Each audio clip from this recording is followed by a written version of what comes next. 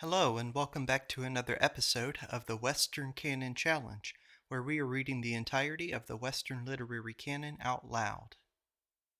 Today, we are continuing journal collection number 39. This is a very large journal collection as compared to journal collection number 38, which was one of the shortest that I've read so far. So this one's going to be broken up into perhaps 5 more parts than it already is, but we'll see. We are only up to March so far, and a long way to go. He is still Emerson, that is still in England, and with that, I'll go ahead and get started. They told me that now, since February, Paris was not Paris, nor France, France. Everything was triste and grim. All the members of the provincial government had become aged since February, except only Arago. Immortality. Of immortality, the soul, when well employed, is incurious. Nobody should speak on the matter polemically, but it is the gay science, and only to be chanted by troubadours. In dreams, the ordinary theory is that there is but one person. The mystical theory is that there are two or more.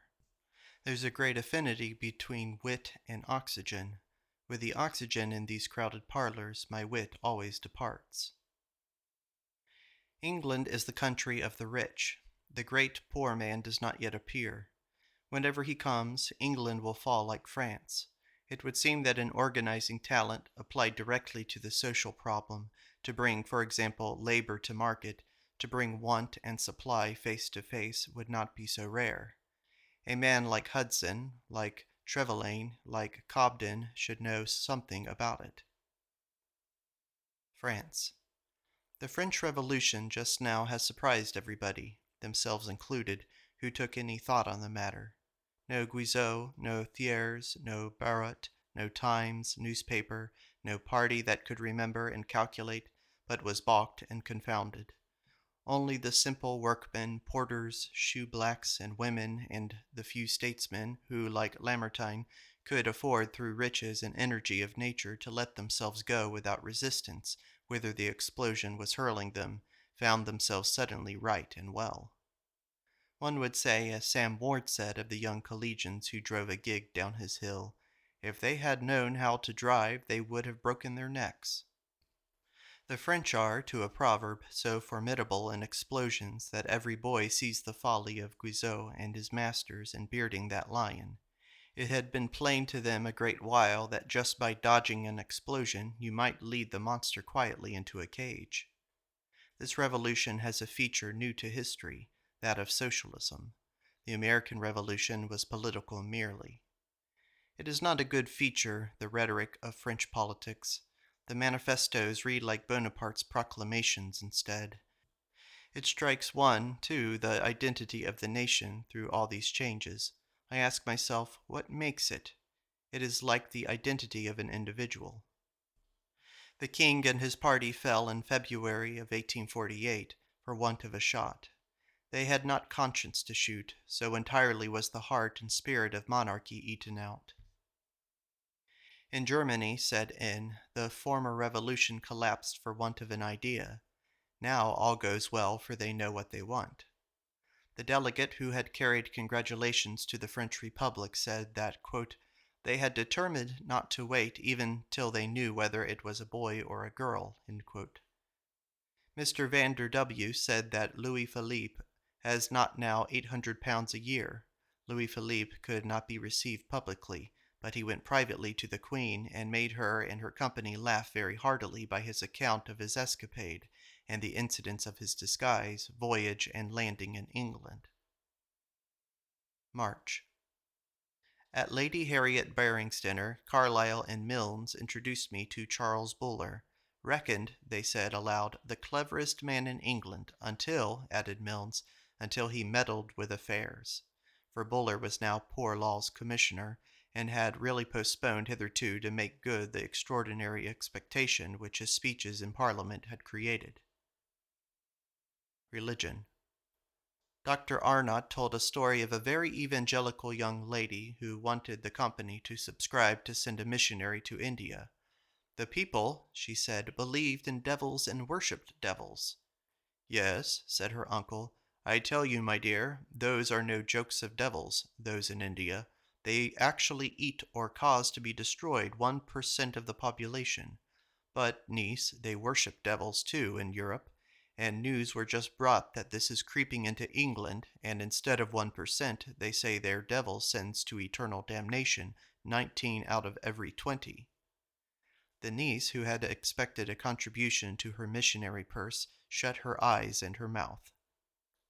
Macaulay said that he had arrested on its progress to be printed a bill for civilizing and Christianizing the natives of blank in Africa, appropriating £1,000 first for an expense of blank pounds for adjusting pipes, etc., on the paddle wheels of steamboats for squirting hot water on the natives.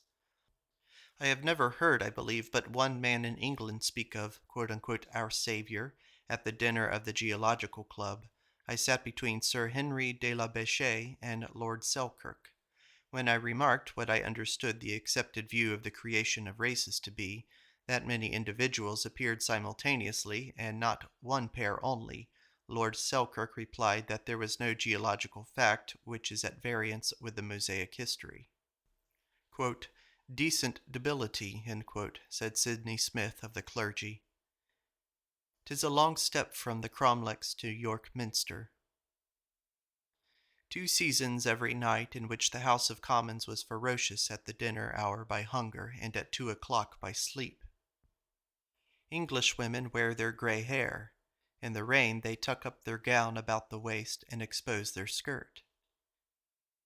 England a little top-heavy still, though she keeps her feet much better since the Corn Laws were thrown overboard. March 9th. I attended a Chartist meeting in National Hall, Holborn.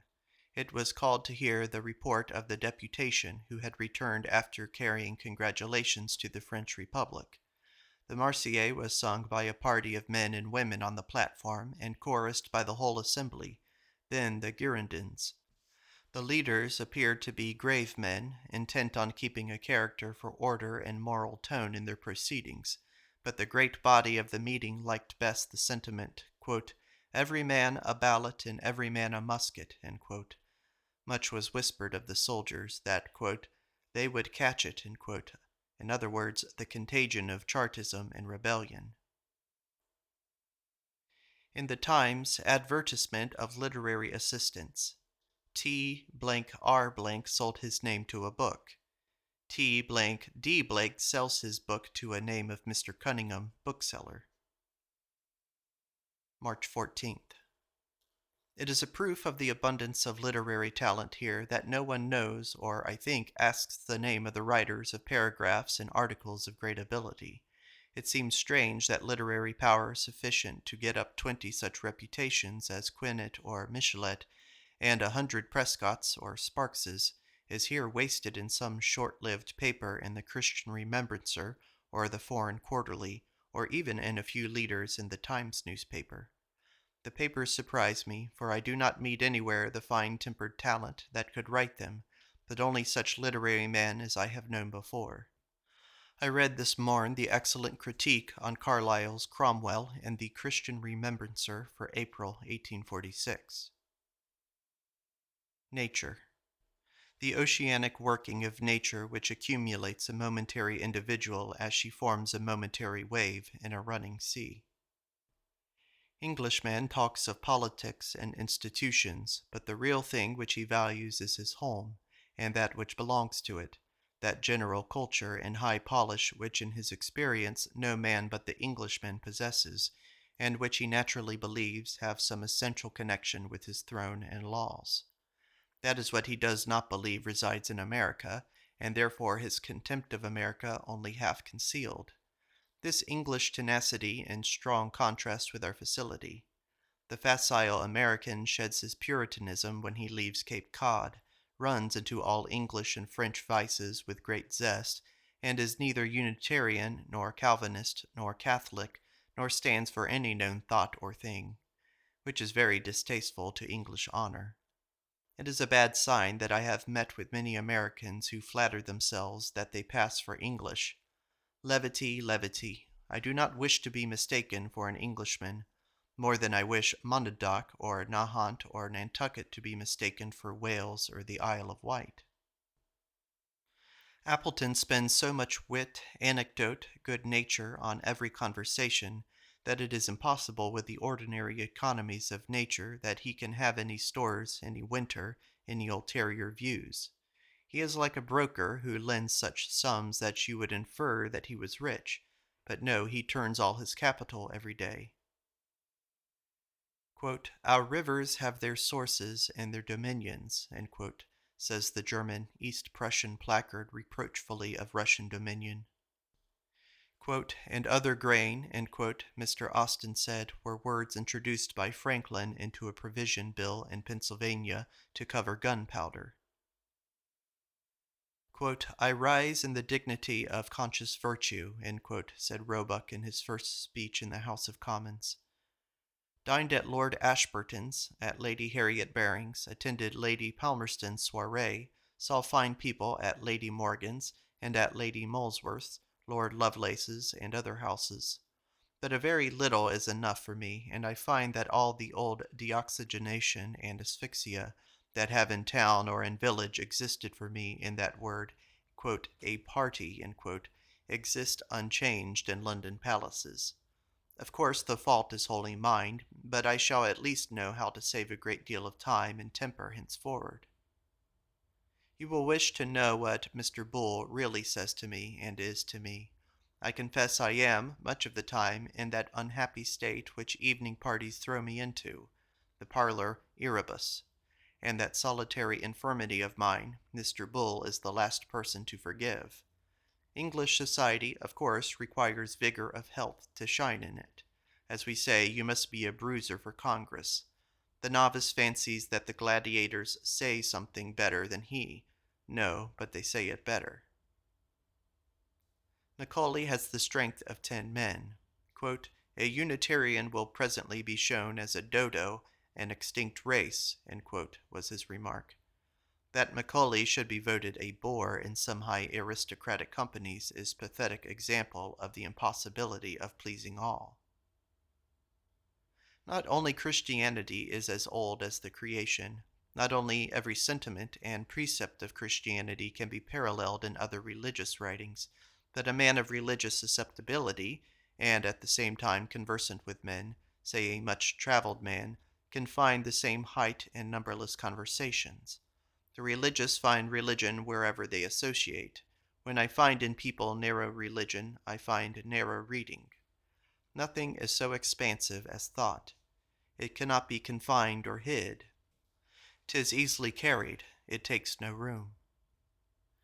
I traveled, as I said, for a whip for my top.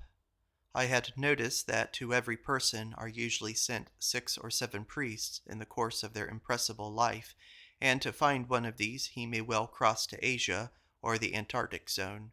It was to be expected that I might find the 7th of mine in England. Every Englishman is a House of Commons, as that expects that every speech will propose a measure, so that the man of letters here is never contemplative. A stanza of the Song of Nature he has no ear for. Grievous amount of dross about men of wit. They are so heavy, so dull, so oppressive with their bad jokes, and monstrous conceit, and stupefying individualism.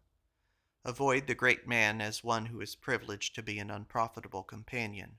As a class, the merchants are out of all comparison manlier and more sensible, and even the farmers are more real and agreeable. But this is babyish. I hate that a scholar should be an old goody. If excellence as scholars has cost too much and spoiled them for society, let religion, let their homage to truth and beauty, keep them in chambers or caves, that they may not by personal presence deface the fair festival which their reason and imagination have dressed. The most agreeable compliment that could be paid W was to say that you had not observed him in a house or in a street where you had met him. I see that the Londoner is also, like me, a stranger in London. I have a good deal to tell him of it, and there is no man who at all masters of much affects this self-arranging mass. The Englishman is proud, yes, but he is admirable. He knows all things, has all things, can do all. How can he not be proud? Colonel Thompson's theory of primogeniture is that it is to make one's son strong enough to force the public to support all the rest. Last week in March. Richard Owen. Mr. Richard Owen was kind enough to give me a card to his course of lectures before the Royal College of Surgeons, and I heard as many of the lectures as I could. He is an excellent lecturer. His vinous face is a powerful weapon.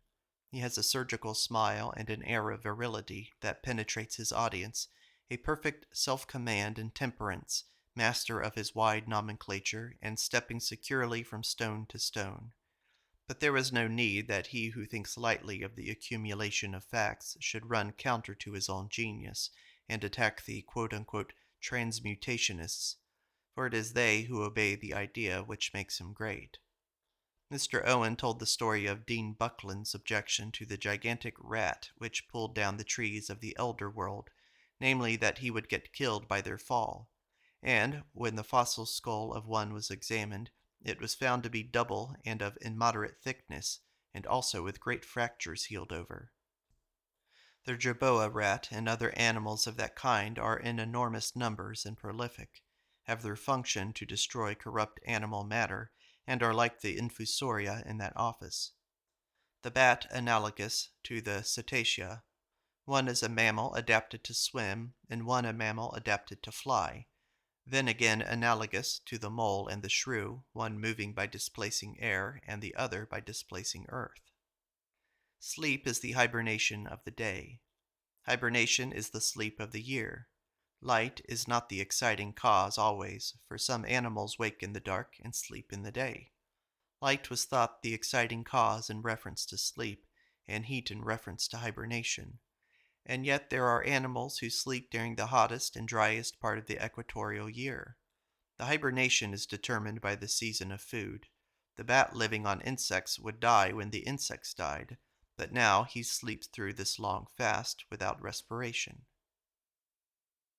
If I stay here long, I shall lose all my patriotism and think that England has absorbed all excellences. My friend Alcott came here and brought away a couple of mystics and their shelf of books from Ham Common, and fancied that nothing was left in England, and I see that Kew Gardens and so many great men and things are obscure. I look at the immense wealth and the solid power concentrated, and am quite faint. Then I look in the street at the little girls running barefoot through the rain, with broom in hand, to beg a halfpenny of the passenger at the crossing, and at so many lascars and pitifulest trades, and think of Sadi, who barefooted saw the man who had no legs, and bemoaned himself no more. Editor's note.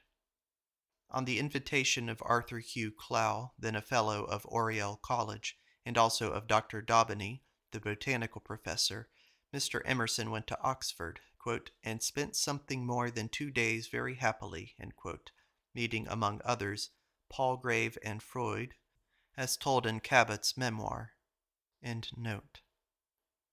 March 31st.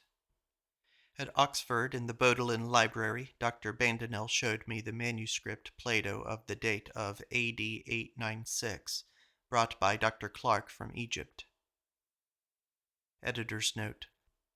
On April 1st, Mr. Emerson went to a soirée at the Marquis of Northampton's, and in a letter tells of the company he met there, among others Prince Albert, Sir Charles Fellows, Dr. Buckland, and Crabbe Robinson, who in his diary mentioning his meeting with Emerson. Later, the same evening, he went to Lord Palmerston's, and there met Disraeli, Bunsen, Macaulay, and Baron Rothschild. Mr. Newberg said that the Rothschilds make great fortunes, but they really do a certain important service to society. They are the cashiers of the world, and it is a public mischief when any calamity befalls them. People at Nottingham are carried into crime because the Rothschild does not accept bills at Paris. It is quite obvious to him. He can trace it all the way. So when a bank discounts freely in any district, immediately an impulse is given to population and new men are born. See the account Rothschild gave of himself in Falwell Buxton's life, especially in regard to luck. Agassiz made lectures on anatomy popular by the aid of an idea. Homology, analogy did that for him, which all the police of Boston could not have done, in holding the crowd together at the Odeon when Wyman lectured on the same subject. The new religion. Yes, there will be a new church founded on moral science, at first cold and naked, a babe in a manger again. It was necessary that this roaring Babylon should fall flat before the whisper that commands the world could be heard. It seems to every youth that he is alone and left to fall abroad with too much liberty, when he is left with only God. He does not yet begin to see and to hear. The English Church, being undermined by German criticism, had nothing left but tradition, and flung itself into the Roman Church, distrusting the laws of the universe. The next step is now the ruin of Christendom. Wisdom always lays the emphasis of reform in the right place, on tendency, on character, and not on some absurd particular, as on the knife and fork, which is sure to produce dislocation and ridiculous jangle. A monk must live in a monastery, an ascetic in Thebes. He cannot such puddings as he likes in Nottingham or Concord. I had rather have a good symbol of my thought or a good analogy than the suffrage of Kant or Plato. Every soul is sent into nature, accompanied by its assessors or witnesses.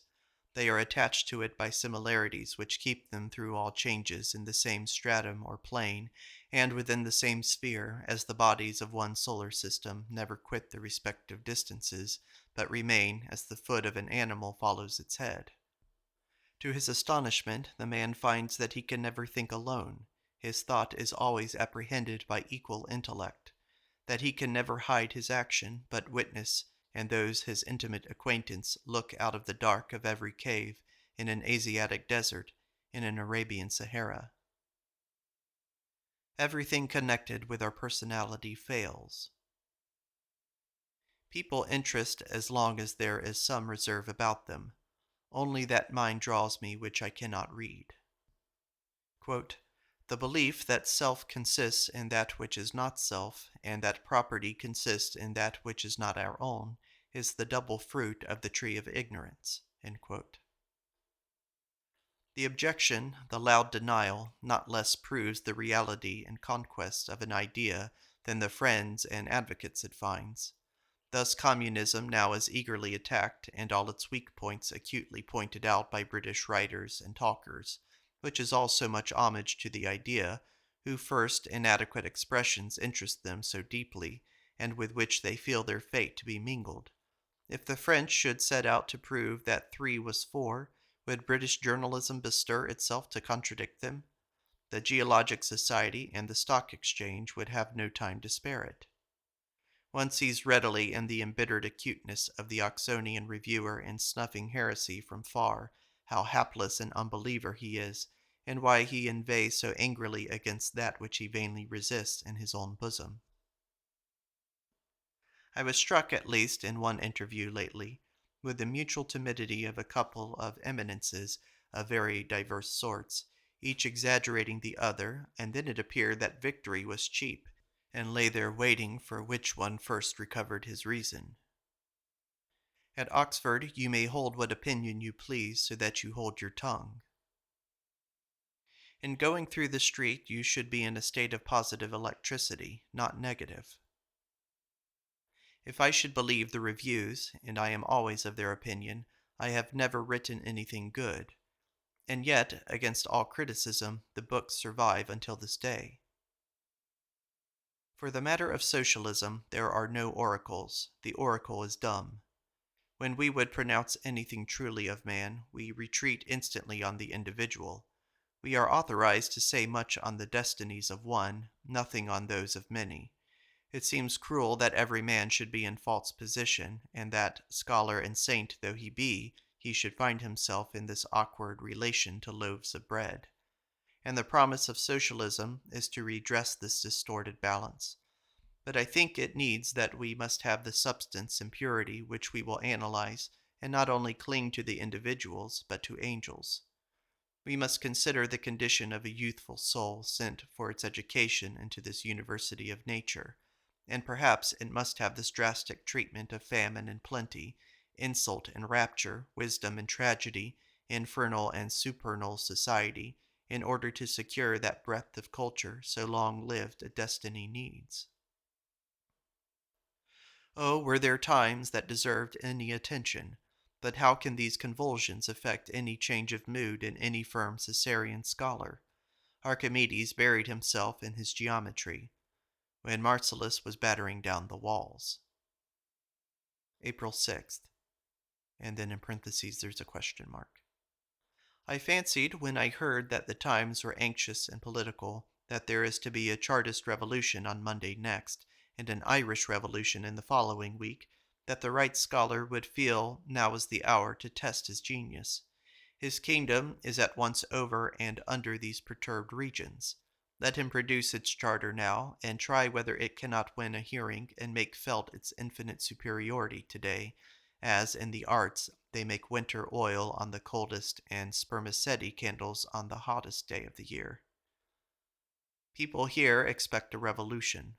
There will be no revolution, none that deserves to be called so. There may be a scramble for money, but as all the people we see want the things we now have, and not better things, it is very certain that they will, under whatever change of forms, keep the old system. When I see changed men, I shall look for a changed world. Whoever is skillful in heaping money now will be skillful in heaping money again. Power. There must be a relation between power and probity. We seem already to have more power than we can be trusted with, and this preparation for a superior race is a higher omen of revolution than any other I have seen. Except to better men, the augmented science is a mere chemic experiment of the quickest poison. What wrong road have we taken that all the improvements in machinery have helped everybody but the operative? Him they have incurably hurt. A curious example of the rudeness and inaccuracy of thought is the inability to distinguish between the private and the universal consciousness. I never make that blunder when I write, but the critics who read impute their confusion to me. In the question of socialism, which now proposes the confiscation of France, one has only this guidance: you shall not so arrange property as to remove the motive to industry. If you refuse rent and interest, you make all men idle and immoral. As to the poor, a vast proportion have made themselves so, and in any new arrangement will only prove a burden on the state. And there is a great multitude also whom the existing system bereaves forever of all culture and of all hope. The masses, if you could read the biographies of those who compose them. The word pay is immoral. Now we will work because we can have it all to our snug selves. Tomorrow we will not, because it goes to the community, and we all stand on a pauper's footing. The wonder of the science of intellect is that the substance with which we deal is that of the transcendent and active nature, that it intoxicates all who approach it. Everything is mover or moved, and we are admonished of omnipotence when we say, let us have intellect on our own terms. Happy is he who gets early in life, or not too late, a good hobby. What happiness and fortune for Charles Fellows was in that ruin at Xanthus. Owen, by his fixed idea, penetrates all courts and sees all distinguished men. Morgan's village is his key to pope and prelate, author and foreigner. Dr. Tuckerman with his ministry at large, so Perez Blood with his telescope. Sir Joshua Reynolds, Fox said, had no pleasure in Richmond. He used to say the human face was his landscape. Guidance and determination to an aim. Yes, certainly the book must have these, or the author 10 times a poet, but it must not be mechanical, not a placing, but a polarity. April. The British Museum holds the relics of ancient art and the relics of ancient nature in adjacent chambers. It is alike impossible to reanimate either. The arrangement of the antique remains is surprisingly imperfect and careless, without order or skilful disposition, or names or numbers. A warehouse of old marbles. People go to the Elgin chamber many times, and at last the beauty of the whole comes to them at once, like music. The figures sit like gods in heaven. Coventry Patmore's remark was that to come out of the other room to this was from a room full of snobs to a room full of gentlemen. There are 420,000 volumes in the library, as Mr. Panizzi assured me, and 50 or 60,000 manuscripts. In the Bodleian Library, probably not more than 120,000 books. 5 libraries have the right to a copy of every book that is printed. This, the Bodleian, the Advocates at Edinburgh, the Dublin University, and Trinity College, Cambridge. The King's Library at Paris is much larger than this. 1,500,000, said Coleman. Here the line of shelves runs 20 miles. It is impossible to read from the glut of books. I looked at some engravings in the print room with Mr. Patmore, who is connected with this library. Ah, there is a nation completely appointed and perhaps conveniently small. St. Paul's is, as I remember it, a very handsome, noble architectural exploit, but singularly unaffecting. When I formerly came to it from the Italian cathedrals, I said, "Well, here is New York." It seems the best of show buildings, of fine British vaunt, but there is no moral interest attached to it. It is certain that more people speak English correctly in the United States than in Britain. The government offers free passage to Australia for 25,000 women. In Australia are 6 men to 1 woman. Miss Coutts has established a school to teach poor girls, taken out of the street, how to read and write and make a pudding and be a colonist's wife. They do very well so long as they are there, but when it comes to embarking for Australia, they prefer to go back to the London street, though in these times it would seem as if they must eat the pavement. Such is the absurd love of home of the English race, said Dickens. April 15th. At the British Museum with the Bancrofts under the guidance of Sir Charles Fellows. Lycian art. The triumphal temple plagiarism of the Parthenon.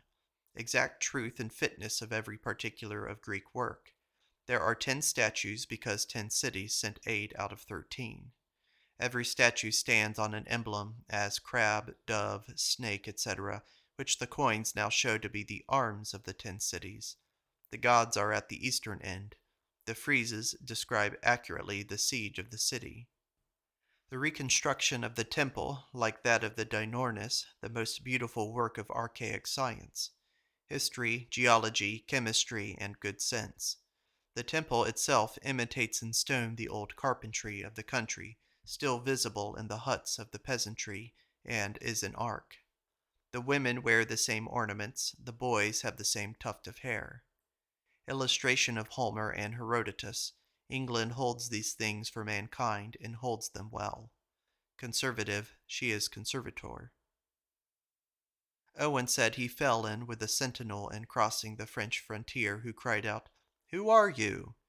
Mr. Arnott said he should have replied, "The creature of circumstances." One power streams into all natures. Mind is vegetable and grows, thought out of thought, as joint out of joint in corn. Mind is chemical and shows all the affinities and repulsions of chemistry and works by presence. Mind knows the way because it has trod it before. Knowledge is becoming of that thing. Somewhere, sometime, some eternity, we have played this game before. Go through the British Museum, and we are full of occult sympathies. I was Azote. It is a little fearful to see with what genius some people take to hunting, what knowledge they still have of the creature they hunt, how lately they were his organic enemy, and the physiognomies in street have their type in woods. As in the British Museum one feels his family ties, so in astronomy not less, little men Copernicise. Ludgate still keeps the hoary memory of Ludstown. Lud, son of Beli, is represented in the romantic chronicles as the elder brother of Cassivellaunus, who fought with Julius Caesar. Among the trades of despair is the searching the filth of the sewers for rings, shillings, teaspoons, etc., which have been washed out of the sinks. These sewers are so large that you can go underground great distances. Mr. Coleman saw a man coming out of the ground with a bunch of candles. "Pray, sir, where did you come from?" "Oh, I've been 7 miles," the man replied. "They say that Chadwick rode all under London on a little brown pony." I wonder the young people are so eager to see Carlyle. It is like being hot to see the mathematical or the Greek professor before you have got your lesson. They fancy it only needs clean shirt and palaver. If the genius is true, it needs genius. The Englishman is finished like a seashell. After the spires and volutes are all formed, or with the formation the hard enamel varnishes every part. Pope, Swift, Johnson, Gibbon, Goldsmith, Gray. It seems an indemnity to the Briton for his precocious maturity. He has no generous daring in this age. The Platonism died in the Elizabethan. He is shut up in French limits. But Birmingham comes in and says, "Never mind, I have some patent luster that defies criticism." Moore had made his whole fabric of the luster, as we cover houses with a shell of inconsumable paint. April 19th. At Kew Gardens, which enclose in all more than 600 acres, Sir William Hooker showed us his new glass palm house, which cost £40,000. The whole garden an admirable work of English power and taste, good as Oxford or the British Museum. No expense spared, all climates searched. The Echinocactus visnosa, which is 1,000 years old, cost many £100s to transport it from the mountains in Mexico to the sea. Here was tea growing, green and black.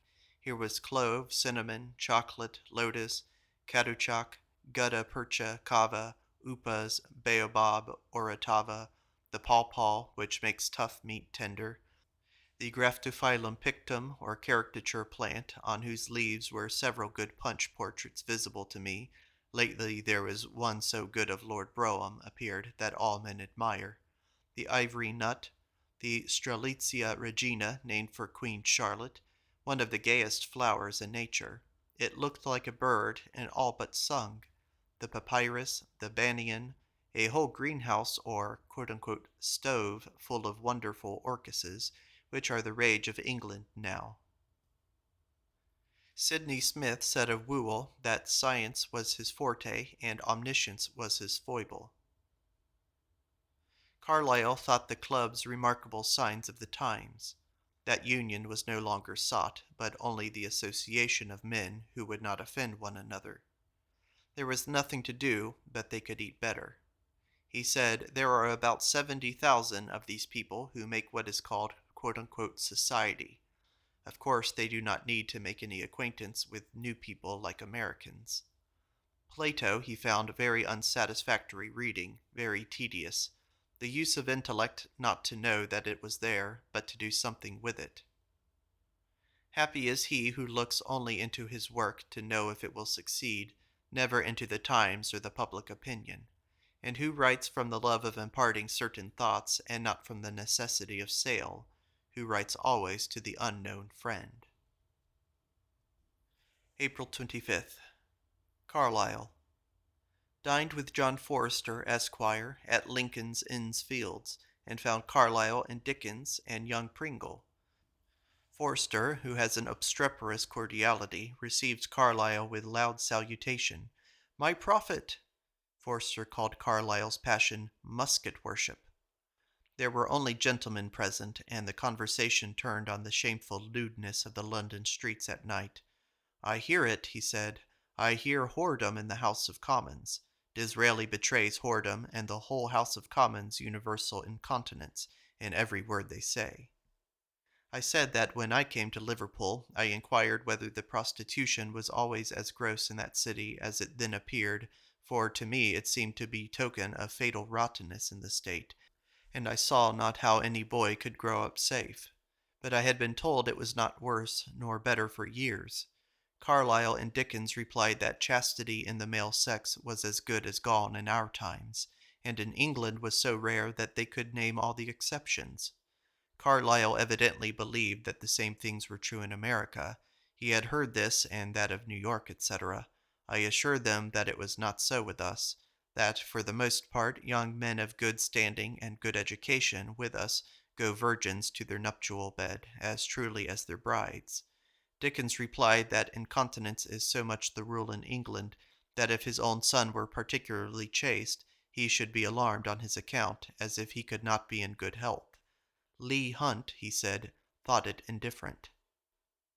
Carlyle is no idealist in opinions, but a protectionist in political economy, aristocrat in politics, epicure in diet, goes for murder, money punishment by death, slavery, and all the pretty abominations, tempering with them epigrams. His seal holds a griffin with the word humilitate. He is a Covenanter philosophe and a sansculotte aristocrat.